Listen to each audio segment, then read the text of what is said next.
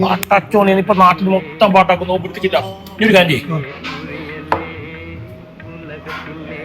എണീച്ച് പെട്ടെന്ന് ക്യാമറ എടുക്കാൻ പോയിട്ട് ബാക്കിയാനായി പോകും.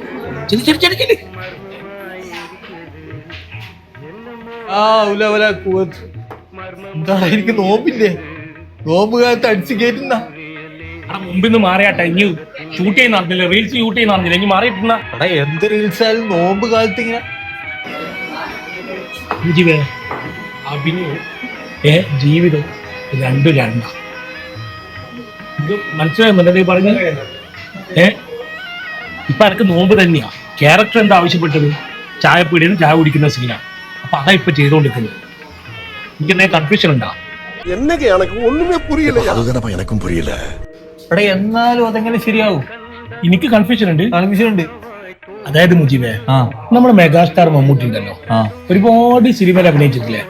അതിലെല്ലാം ഓരോ പെൺകുട്ടികളെ കല്യാണം കഴിച്ചിട്ടില്ലേ? അതിലെ മമ്മൂട്ടിന്റെ ഭാര്യ മാറാ എല്ലാരും അഭിനയം കഴിഞ്ഞു കഴിഞ്ഞാല് എന്തായിട്ടുണ്ട്?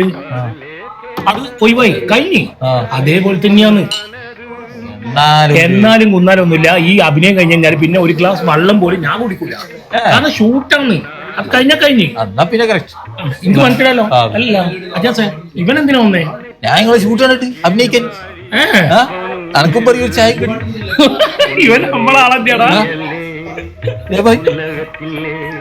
അഭിനയിച്ചിട്ട്